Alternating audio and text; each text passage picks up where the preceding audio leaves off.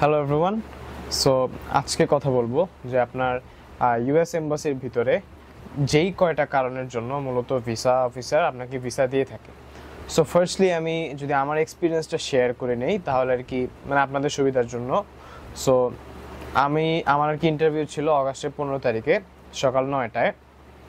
So আমি পৌঁছে যাই অনেক আগেই, মূলত 8টার আগে পৌঁছে যাই, যেহেতু ফার্স্ট টাইম ছিল একটু এক্সাইটেডও ছিলাম আবার একটু নার্ভাসও ছিলাম।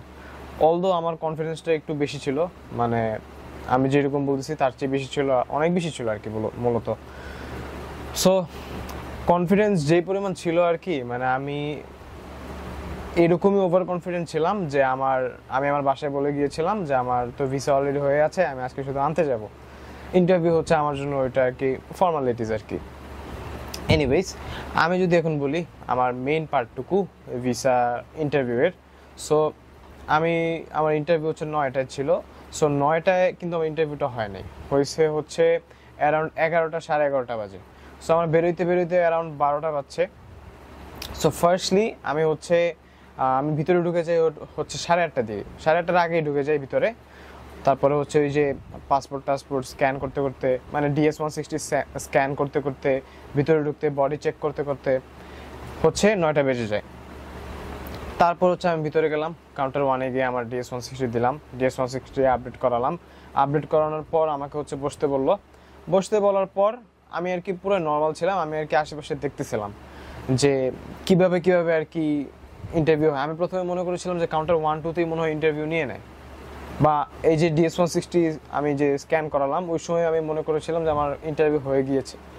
বাট আমাদেরকে বসানোর পর, মানে আমাদের সাথে অনেকেই ছিল, বাইরে আমার সাথে অনেকেই ছিল। সো ওনাদের সাথেই আমি আর কি একসাথে বসি, কথা বলি নেই আমি, অলদো বাইরেও কথা বলি নেই ভিতরেও কথা বলি নেই, যেটা হচ্ছে one of the reasons that gets your visa cancelled or gets your visa rejected. Anyways, so এই জিনিসটা করা অ্যাভয়েড করবেন যে আপনি যখন বাইরে থাকবেন এম্বাসির, অনেকের সাথে কথা বলবেন না যে কোন ইউনিভার্সিটিতে যাচ্ছেন, অনেক ধরনের কোশ্চেন জিজ্ঞেস করতে পারে। সো এগুলা করা অ্যাভয়েড করবেন। এনিওয়েজ, সো এখন আমি যদি বলি যে আমাকে বসানোর পর কি হয়েছে। বসানোর পর হচ্ছে আমাদেরকে কাউন্টার 1-2 এর সামনে হচ্ছে বসায়, বেঞ্চ থাকে বড় বড় মিডিয়াম সাইজের বেঞ্চ আর কি মূলত। সো ওইখান থেকে শেষ হওয়ার পর আমাদেরকে হচ্ছে কাউন্টার যে বাকিগুলো থাকে 3 থেকে 11 পর্যন্ত ওই পাশের রুমে পাঠানো হয়, যেখানে আর কি 3 থেকে 11 পর্যন্ত কাউন্টার ছিল। সো 3, 4, 5-এ হচ্ছে মূলত ফিঙ্গারপ্রিন্ট নেওয়া হয়। অন দি আদার হ্যান্ড আমার ইন্টারভিউ পড়েছিল কাউন্টার নাম্বার 11-এ। সো কাউন্টার নাম্বার 11 আসতে আমার একটু দেরি হয়, এটা হচ্ছে পুরোপুরি ভাগ্যের উপর। অনেকে বলে যে কাউন্টার নাম্বার 10-এ পড়লে হচ্ছে আমার সব শেষ, কারণ একটা মিথ ছিল যে একজন হচ্ছে কাউকে মূলত ভিসা দিয়ে থাকে না। সো এটা আপনারা জানেন ভালো মতো, সো ওনার ব্যাপারে না বলি। সো আমার যখন টার্ন আসে, মানে 3টা বেঞ্চ ছিল মূলত কাউন্টার নাম্বার 3, 4, 5, 6, 7, 8, 9, 10, 11-এর রুমে 3টা বড় বেঞ্চ ছিল, মানে অনেক। যেমন কাউন্টার 1-2-তে ছিল ছোট বেঞ্চ, মানে মিডিয়াম সাইজের বেঞ্চ, ওগুলো হচ্ছে 2টা না 3টা জানি একসাথে মার্জ করে ওরা হচ্ছে একটা বড় 3টা রোয়ের বেঞ্চ বানাইছে। সো ওইখান হচ্ছে প্রথমে আপনাকে এন্ডে বসানোর পরে হচ্ছে আপনাকে স্লাইড করে মানে একজনের ইন্টারভিউ টার্ন আসলে আপনাকে বলবে যে মানে চেপে যাইতে আর কি। সো এইভাবে চাপতে আপনি যখন একদম ফার্স্ট বেঞ্চে লাস্টে আসবেন, তখন মূলত যে ইন্টারভিউ কাউন্টারটা খালি হবে আপনাকে ওইখানেই পাঠানো হবে বেসিক্যালি। সো এইভাবেই আমার হচ্ছে কাউন্টার নাম্বার 11-এ পড়ে। অ্যান্ড হচ্ছে আমি ওইরকম একটা নার্ভাস ছিলাম না, ইন্টারভিউর আগেও পরেও, ইন্টারভিউর সময় আমার ওরকম একটা নার্ভাসনেস কোনো সময় কাজ করে না, যেটা অনেস্টলি মানে যেটা সত্যি আমি ওইটাই বলতেছি। সো আবার মাথায় কাজ করতেছিল যে আমি যেহেতু বাসায় বলে গিয়েছিলাম যে আমার হচ্ছে ভিসা তো অলরেডি হয়ে আছে, সো আমি আজকে শুধু আনতে যাব। সো এই কাজটা যদি না হয়, আমার বাবা মার সামনে রেপুটেশনও যাবে, প্লাস হচ্ছে এত হোপ নিয়ে যে তারা বাইরে ছিল দাঁড়ায়, ওগুলো শেষ হবে। সো এটা শুধু আমার জন্য না, এটা যারা মূলত ইন্টারভিউ দিতে যায় সবার জন্যই। এনিওয়েজ, তারপর আমরা মূলত এক কাউন্টারে 5 জনও দেয়, আবার 5 জনের বেশিও দেয়। আমার ইন্টারভিউর সময় হচ্ছে 5 জন ছিল, the 5th person was me. আর আমার সামনে যে 4 জন ছিল, এক আপু ছিল, ওই আপু আমার সাথেই ছিল একদম মানে লাস্ট থেকেই, শুরু থেকেই আর কি, মূলত ইন্টারভিউ শুরু হওয়ার আগে আমার সাথে ছিল। অলদো আমি কথা বলিনি আর কি বেসিক্যালি। সো 4 জনের 4 জনেরই হচ্ছে ভিসা রিজেক্ট হয়ে যায়। অনেকে বলে যে আমি যাদের পাস্ট ইন্টারভিউ এক্সপিরিয়েন্স শুনেছিলাম, অনেকে বলে যে আমি শোনার চেষ্টা করেছি যে আগের ক্যান্ডিডেটরা কী কারণে হচ্ছে ভিসা রিজেক্ট হয়েছিল। সো আমার সময় ওইরকম একটা কোনো ওয়ে ছিল না শোনার জন্য যে কী কী কারণ। আমি অনেক চেষ্টা করেছিলাম শোনার জন্য, তাদের ইন্টারভিউর সময় কী জানতে চেয়েছিলাম অনেক চেষ্টা করতেছিলাম। সো ওইরকমভাবে আর কি শোনা যায়ই নেই, কারণ অনেক কেওস ভিতরে, অনেক মানুষ অ্যারাউন্ড 100 থেকে 150 জনের উপরে থাকে আর কি, মানে মিনিমাম 80 জনের মতো থাকে। 80 জনের মনে হয় কম হইলে তারপরে হচ্ছে আপনাকে ঢুকতে দেওয়া হয়। সো এত কেওস ছিল, এত ভিতরে কথাবার্তা ছিল, চিল্লাপাল্লা ছিল, আমি আর কি শুনতে পাই নাই। সো এটাই আর কি। আমার সামনে 4 জন ছিল, 4 জনের হচ্ছে এই 1 বাই 1 করে করে করে করে করে আমার সামনে যে আপুটা ছিল ওই আপুর হচ্ছে সো আমার যে সামনে 4 জন ছিল ওই 4 জনেরই আমার সামনে ভিসা হয়ে যায় রিজেক্ট। সো এই কথাটা আমি আমার ভিসা ইন্টারভিউ এক্সপিরিয়েন্সের ভিডিওতে বলেছিলাম, বাট আমি আবার বলতেছি কারণ এই ভিডিওটা হচ্ছে ওই ভিডিওটার থেকে অনেক বেশি ইম্পর্টেন্ট, কারণ ওই ভিডিওতে আমি অনেক পয়েন্ট মিস করেছিলাম যেগুলা আপনার করা উচিত, আর কয়েকটা পয়েন্ট যেটা হচ্ছে আপনার অ্যাভয়েড করা উচিত। সো ওগুলো আসবো পরে, আগে এক্সপিরিয়েন্সটা শেষ করি। অলরাইট, সো আমার যখন টার্ন আসে 4 জনের পর, যেহেতু 4 জনেরই ভিসা রিজেক্ট হয়েছিল, আমার একটু নিজের মধ্যে মানে কেমন জানি গিল্টি ফিল হচ্ছিল যে আমারও কি ভিসা রিজেক্ট হবে, আমারও কি এরকম মানে হতে পারে, ওদের মতো ভিসা রিজেক্ট হতে পারে, তাহলে এত প্রিপারেশন নিয়ে কী লাভ। সো আমার যখন ভিসা ইন্টারভিউর টাইম আসে, কাউন্টারে আসে, ভিসা অফিসার আমাকে দেখার সাথে সাথেই হচ্ছে কম্পিউটারের দিকে ঘুরে, ওদের বেসিক্যালি কাউন্টার এরকম থাকে সোজাসুজি। সো কাউন্টার এরকম থাকার সাথে সাথে ওদের মনিটরটা কম্পিউটারে থাকে এই পাশে। সো এই পাশে মনিটর কিবোর্ড দুইটাই থাকে। উনি আমার সামনে থেকে এই পাশ থেকে ঘুরে ডিরেক্টলি এভাবে টাইপ করা শুরু করে দিয়েছিল। সো ওইটা আমি আগে বুঝেছিলাম, যেহেতু আমি পাস্ট আরও ইন্টারভিউ এক্সপিরিয়েন্স শুনে গিয়েছিলাম অনেকের কাছ থেকেই, যে আপনাকে যদি ভিসা দিয়ে থাকে হচ্ছে ভিসা অফিসার এন্টায়ার ইন্টারভিউ সেশনে হচ্ছে মনিটরে টাইপ করবে, যেটা কমন পাইছি আমি। আরেকটা জিনিস হচ্ছে অনেকেও বলে যে ভাইয়া আমার ইন্টারভিউর সময় তো হচ্ছে সারাক্ষণ ভিসা অফিসার টাইপ করেছিল, কিন্তু লাস্টে আমাকে হচ্ছে রিজেকশন লেটার ধরায় দেয়। সো ওইটাও হতে পারে, বাট আমার সময় যেটা হয়েছিল আমি ওইটা বলতেছি। আমার কিন্তু ইন্টারভিউর 1 মিনিটও টাইম লাগে নাই, আমি ঘড়ি ধরে আমি বলতে পারবো যে আমার ইন্টারভিউর 1 মিনিটও টাইম লাগে নাই। আমি শুধু গেছি, আমাকে শুধু কয়েকটা কোশ্চেন জিজ্ঞেস করছে, খুবই ক্যাজুয়াল ওয়েতে, খুবই নর্মালি, কোনো ফর্মাল ইনফর্মাল কিছুই না, দুইটা মিক্স করে যেভাবে একটা কনভারসেশন হবে আপনার একটা ফ্রেন্ডলি টিচারের সাথে, ওইরকম আর কি জিনিসগুলো। সো আমাকে প্রথমে জিজ্ঞেস করে যে why did you choose this university, এটা জিজ্ঞেস করার পর আমাকে জিজ্ঞেস করে do you have any travel history, তারপরে জিজ্ঞেস করে হচ্ছে যে who will be sponsoring your education, এটাও বলি। তারপর আমাকে জিজ্ঞেস করে হচ্ছে আমার মেজর নিয়ে, যে আমি কেন এই মেজরটা চুজ করছি। Last but not the least আমাকে জিজ্ঞেস করে হচ্ছে ফিফথ কোশ্চেনটা জিজ্ঞেস করে আমার কোর্স কারিকুলামের ব্যাপারে। এই কোশ্চেনটা আমার মাথায় ছিলই না। আমি হচ্ছে 1 দিন আগে না 2 দিন আগে যেন আমি এটা একদম গুছায়ে আমার পিডিএফ, যেটা আমি এখন আগে ফ্রিতে দিতাম এখন ফ্রিতে দিচ্ছি না, কারণ এই পিডিএফের থ্রুতে অনেকেই ভিসা পাইছে। সো আমার মনে হচ্ছিল যে ফ্রিতে দেওয়াটা, এত কষ্ট করে বানাইছি, এত হার্ডওয়ার্ক, ডেডিকেশন প্লাস নলেজ, ভাই এই পিডিএফে হচ্ছে যেই পরিমাণ নলেজ আছে এইটুক পিডিএফই দরকার আপনার শুধু ওই নলেজটা গ্যাদার করার জন্য, আপনার ভিসা পাওয়ার জন্য আর কি। I am obviously promoting my course, but আপনি যদি এই কোর্সটা নেন আপনার ওয়ার্থ ইট মনে হবে, কারণ ভিসা পাওয়ার চান্স খুবই বাড়ে। কারণ আমি নিজে ভিসা ইন্টারভিউ দিয়ে দাঁড়াইছি, নিজে ভিসাও আনছি 1 মিনিটের মধ্যে। সো আপনাদেরই বোঝার কথা যে কি কি লাগে, এবং আমারও অনেক ওই ইনফরমেশনগুলি আছে যে ভিসা অফিসার কোন ইনফরমেশনগুলি চাচ্ছে আপনার কাছে, যাতে আপনার মনে হয়, মানে ওনার কাছে মনে হয় যে আপনি একটা ভ্যালিড স্টুডেন্ট, প্লাস আপনার কাছে অনেক ধরনের রিসার্চ, মানে ইনফরমেশন রিসার্চ করে আসছেন আর কি, আপনার ইউনিভার্সিটি, আপনার মেজরের, আপনার কোর্স কারিকুলামের। সো এগুলো আর কি আপনার মধ্যে থাকা লাগবে।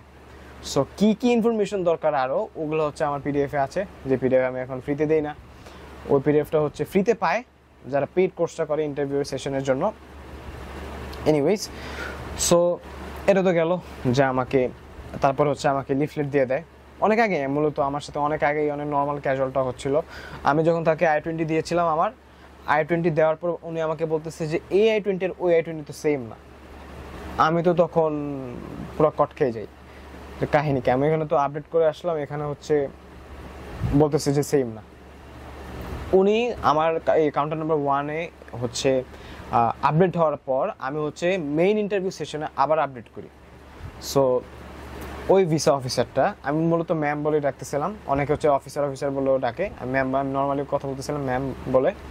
সো উনি আমাকে বলতেছিল, উনি আবার নিজে থেকে আপডেট করে দিচ্ছে আর কি, যেহেতু আমি আপডেটেড DS-160 নিয়ে এসেছিলাম। আমি বলেছিলাম ওনাকে যে ma'am, I have updated my DS-160 in counter number 1, but I think the DS-160 is not updated yet.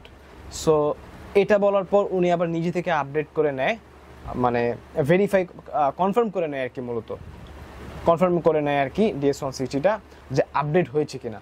তারপর নিজে আপডেট করার পর হচ্ছে উনি, আমি যে ইউনিভার্সিটিতে যাব আপডেট করেছি যে ইউনিভার্সিটির I-20 দিয়ে, ওই ইউনিভার্সিটির I-20 অনুযায়ী আমাকে হচ্ছে ইন্টারভিউটা নেয়।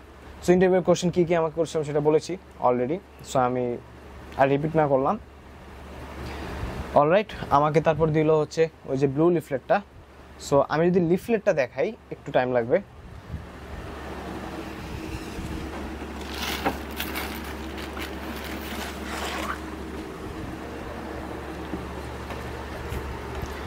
সো আমি যদি লিফলেটটা দেখাই, যে আমাকে লিফলেটটা দিয়েছিল, এটা হচ্ছে মূলত ফাইলটা। আমি ফাইলের আর ডেসক্রিপশনে না গেলাম যে আপনার কী কী ডকুমেন্টস দরকার, সো এগুলো আমি আর না বললাম। So this was the leaflet, যেটা মূলত আমাকে যদি আপনি যদি ভিসা পান আপনাকে মূলত দিয়ে থাকবে। সো দেখালাম, ইন কেস যদি মনে হয় যে ভিসা পাই নাই, আমি এমনি ফ্লেক্স করতেছি, বাট ভিসা অবশ্যই হয়েছে। ভিসা না হলে তো আর এটা দিতে পাইতাম না আমি বেসিক্যালি। এনিওয়েজ, সো এখন আমি যদি বলি যে আপনার কি কি জিনিস করা উচিত ইন্টারভিউ সেশনে, মানে ইন্টারভিউ শুরু হওয়ার আগে এবং ইন্টারভিউ শুরু হওয়ার পর, এবং কি কি অ্যাভয়েড করা উচিত। সো আমি কিছু পয়েন্ট নোট ডাউন করেছি। সো অ্যাকর্ডিং টু দ্যাট আমি যদি বলি, ফার্স্ট পয়েন্ট, যে আপনার কি কি করা উচিত ভিসা ইন্টারভিউ শুরু হওয়ার আগে এবং ভিসা ইন্টারভিউ শুরু হওয়ার সময় আর কি। সো ফার্স্ট পয়েন্ট আমি যদি বলি যে বি কনফিডেন্ট, যেটা আমি আগের ভিডিওতে বলেছিলাম। Second point would be very casual. মানে ক্যাজুয়াল বলতে আমি কী বুঝাচ্ছি, যে মানে আপনি নর্মালি কথা বলেন ভিসা অফিসারের সাথে, ভিসা অফিসার আপনি যদি কোনো কিছু ভুলভাল বলেন কিংবা আপনি যদি কোনো মিস ইনফরমেশন দিয়ে আপনাকে মারবে না, তো এরকম কিছু নাই। সো এই জন্য বললাম যে second point is B very casual while speaking with the visa officer. Third point is speak in a mixture of a formal plus informal manner, যেটা আপনাকে শো করবে যে আপনি ওদের সাথে অনেক রেসপেক্টফুল ওয়েতে কথা বলতেছেন, which is obvious, and also এভাবে কথা বলতেছেন যেটা শো করবে যে না, আপনি ইংলিশে খুবই ফ্লুয়েন্ট এবং আপনি নর্মালি মানে খুবই ইজিলি কথা বলতে পারেন ইংলিশে। সো আপনার ওইরকম একটা প্রবলেম হবে না। সো ফোর্থ পয়েন্ট আমি যদি বলি যে preparing your answers in an informative way and be very specific without any excess information বা উইদাউট এনি বুলশিট। আমি এটা বলতে চাইনি ফার্স্ট পয়েন্টে, বাট অনেকে এটা করে। অনেকে হচ্ছে ChatGPT দিয়ে অ্যান্সার বানায়, তারপর হচ্ছে ChatGPT হচ্ছে কোনো ইনফরমেশন দিবে না, শুধু অ্যান্সারটা বড় বানাবে। সো এমন ইনফরমেশন দিবে ও যে ভিসা অফিসার জানে যে এই ইউনিভার্সিটিতে অনেক অপরচুনিটিস আছে, এই ইউনিভার্সিটিতে এটা আছে ওইটা আছে, যেগুলো মোস্ট অফ দ্য ইউনিভার্সিটিতেই আছে। সো এরকম কিছু আপনার বলতে হবে যেগুলো মোস্ট অফ দ্য ইউনিভার্সিটিসে নাই, শুধু আপনার ইউনিভার্সিটিতেই আছে। এনিওয়েজ, আমি যদি ফিফথ পয়েন্ট বলি যে you should have a very strong bank document. এটা কেন বললাম, আপনার যদি ডেফিসিট থাকে অ্যারাউন্ড $38,000 এবং আপনার ব্যাঙ্ক ডকুমেন্টসে আছে হচ্ছে অ্যারাউন্ড $32,000, তাহলে হোয়াটস দ্য পয়েন্ট যে ভিসা অফিসার আপনাকে ভিসাটা দিবে? আপনি তো এখানে গিয়ে নিজের খরচ চালাতে পারবেন না, আপনার ব্যাঙ্ক ডকুমেন্টসে আছে হচ্ছে অ্যারাউন্ড $32,000, তো আপনি প্রত্যেক ইয়ার কীভাবে $38,000 করে দিবেন? সো এটার জন্য হচ্ছে ভিসা রিজেক্ট খাবে। তারপর হচ্ছে বডি পশ্চারে কেন কথা বলতেছি, অনেক হচ্ছে যে ল্যাক অফ কনফিডেন্সের কারণে, নার্ভাসনেসের কারণে, মানে অনেক অ্যাংজাইটি অ্যাটাকও হয়। সো ওইটার কারণে হচ্ছে বডি এরকম হয়ে যায়। সো আপনি যদি বডি এরকম ভিসা অফিসারের আপনি একদম মানে স্ট্রং পস্টার নিয়ে দাঁড়ান, আপনি নর্মালি ক্যাজুয়ালি কথা বলছেন, হ্যান্ড জেস্টার দিয়ে কথা বলছেন। আমি যেটা করছিলাম, আমার হচ্ছে ইন্টারভিউয়ের সময় আমার বডি পস্টার খুবই স্ট্রং ছিল, মানে বলার বাইরে। আমি এরকম বডি পস্টার নিয়ে গিয়েছিলাম, প্লাস হ্যান্ড জেস্টার দিয়ে আমি বোঝাচ্ছিলাম যে ma'am, I chose this university because this university has all the courses that are in my areas of interest such as SB 113 courses, HK 113। আমি আমার ওই কোর্স মেজরের কথা, এই কোর্সের কথাটা মনে নাই, আমি শুধু বোঝানোর জন্য বলতেছি। আমার এন্টায়ার ভিডিওতেও কিন্তু আমি যে বডি মানে হ্যান্ড জেস্টার দিয়ে বোঝানোর চেষ্টা করছিলাম আপনাদেরকে। সো এটা খেয়াল করবেন যে আপনার হচ্ছে body posture plus hand gesture, এটা হচ্ছে যাতে আপনার কনফিডেন্স শো করে যে আপনার মধ্যে ওই ইনফরমেশনগুলি আছে, কারণ ইনফরমেশন না থাকলে তো আপনি বোঝাইতে পারবেন না ইজিলি আর কি। সো এটা হচ্ছে আরেকটা পয়েন্ট। এখন যদি আমি বলি যে things that you should avoid doing, one হচ্ছে memorising your answers and telling them in a memorisation way. এটা কেন বলতেছি, অনেকে হচ্ছে যে ডিরেক্টলি মুখস্থ করে যায়, পরে হচ্ছে বলতেছে যে ইন্ট্রোডিউস ইউর সেলফ। আপনাকে আমি ধরলাম এক্সাম্পল হিসাবে যে আপনাকে কোশ্চেনটা করলো ইন্ট্রোডিউস ইউর সেলফ, আপনি বলেন my name is Nafiz Alam the, I have studied from mastermind English medium school etcetera etcetera. So এটা কিন্তু শো করতেছে যে আপনি হচ্ছে পুরাই মুখস্থ করে আসছেন, আপনি নিজে থেকে কিছু বলতে পারতেছেন না। সো ইন্টারভিউটার মানে কি তাহলে? ইন্টারভিউটা মূলত হচ্ছে যে আপনি হচ্ছে একজন ইন্টারভিউ থাকবে কিংবা একজন হোস্ট থাকবে, যে হোস্ট বা ইন্টারভিউয়ের সাথে হচ্ছে আপনি নর্মাল ক্যাজুয়ালি কথা বলবেন। র্যান্ডম কোশ্চেন করতে পারে, মানে ইটস লাইক এ লটারি, যে আপনার র্যান্ডম কোশ্চেন করতে পারে। র্যান্ডম কোশ্চেনের মধ্যে ওইটা হচ্ছে আপনার বানাতে হবে, ওই সময় আপনার ব্রেন কি বলবো থট প্রসেসর কি করতে হবে ওই জায়গাতেই ইনস্ট্যান্টলি। সো এটাই আর কি ইন্টারভিউয়ের এই খেলাটা, যে আপনার হচ্ছে ইন্টারভিউর জন্য যথেষ্ট পরিমাণ প্র্যাকটিস রাখা লাগবে, যেটা আমি করেছিলাম অনেক আগেই আমার ইউনিভার্সিটি অ্যাপ্লিকেশনের সময়ও, প্লাস হচ্ছে আমি নিজেও করেছিলাম। অনেক টিপস অ্যান্ড ট্রিক্স আছে, বলতে চাচ্ছি না ভিডিওতে কারণ পেইড কোর্সে আছে আমার। এনিওয়েজ, সো থার্ড পয়েন্ট আমি যদি বলি যে আপনার কি অ্যাভয়েড করা উচিত, সো আপনার অ্যাভয়েড করা উচিত হচ্ছে টেলিং মিস ইনফরমেশন কিংবা অ্যান্সারিং ইন আ ওয়ে যেটা শো করতেছে যে আপনার মধ্যে কোনো ইনফরমেশন নাই। ঠিক আছে, ভিসা অফিসার মূলত খুঁজে কয়েকটা ইনফরমেশন, কয়েকটা স্পেসিফিক ইনফরমেশন খুঁজে, যেগুলো আমি বের করছি আমার ইন্টারভিউ এক্সপিরিয়েন্স থেকে, আমি যেগুলো বের করছি যে এগুলোই মূলত ভিসা অফিসার খুঁজতেছে আপনার ইন্টারভিউয়ের সময়। সো এটা হচ্ছে আর একটা পয়েন্ট, যে make sure you are giving all the informations correctly in a specific order, and হচ্ছে যেটা শো করবে যে আপনার ভিসা অফিসার আপনার প্রতি ইমপ্রেসড হয়েছে। Alright, last but not the least, যেটা আমি আগের বারে বলছিলাম যে চ্যাট জিপিটি জেনারেটেড কোয়েশ্চেন্স মানে অ্যান্সার্স আর কি। So ChatGPT generated answer দিলে কি হয়, চ্যাট জিপিটি জেনারেটেড অ্যান্সার দিলে হচ্ছে মূলত চ্যাট জিপিটি একটা জিনিসকে ঘুরায় পেঁচায় হচ্ছে, আমি প্রথম চেষ্টা করেছিলাম, পরে দেখি যে কোনো ইনফরমেশনই নাই, শুধু হচ্ছে এক জিনিসই ও সব ইউনিভার্সিটির জন্যই বলে, কোনো স্পেসিফিক কোনো ডিফারেন্স মানে করে না, মেনটেন করে না যে এই ইউনিভার্সিটির জন্য এই অ্যান্সার আর এই ইউনিভার্সিটির জন্য এই অ্যান্সার। ফর এক্সাম্পল আমি যদি বলি যে আমার বাসার কথা প্লাস আপনার বাসার কথা, আপনার বাসা হচ্ছে গ্রিন কালার, আমার বাসা হচ্ছে রেড কালার। তো চ্যাট জিপিটি বলতেছে যে নাফিজের বাসাও ভালো আর হচ্ছে আপনার বাসাও ভালো, তবে আমার নাফিজের লাল বাসাটা ভালো লাগে ইনস্টেড অফ আপনার লাল বাসা। সো বুঝতে পারতেছেন যে ও বলতেছে যে দুইজনেরই বাসা লাল, অথচ ও কিন্তু ডিফারেন্সটা বুঝাইতে পারতেছে না। সো এটাই, I hope this video helps. Make sure two comment আমি আর কি নিয়ে ভিডিও বানাতে পারি, প্লাস এই ভিডিওটা খুবই ইম্পর্টেন্ট, আমি কেন বললাম, প্লাস এই ভিডিওটার জন্য থট প্রসেস থিঙ্কিং প্রসেস যতটুকু আমার লাগছে, আর কোনো ভিডিওতে এরকম থিঙ্কিং করি নাই। আমি মূলত অনেক নোট ডাউন করেছি, একটা ডায়াগ্রামের স্ট্রাকচার বানাইছি মূলত, মানে কি বলবো এটাকে, সো আমি অনেক বড় একটা স্ট্রাকচার বানাইছি এই ভিডিওর জন্য। সো মানে এই থেকে এই, সো একটু প্যারা খাইতে হয়েছে আমার, but this video is very important, কারণ এই ভিডিওতে শোকেস করবো, আমি করেছি অলরেডি যে আপনার কি ইনফরমেশন দরকার, অ্যান্ড অলসো আমার ইন্টারভিউ এক্সপিরিয়েন্সও শেয়ার করলাম কিছুক্ষণ আগে যেটা আপনারা দেখেছেন। সো আর কথা না বাড়াই, ভিডিও অলরেডি বড় হয়ে গিয়েছে। I hope this video helps, make sure to subscribe and like this video, and I will see you in the next one.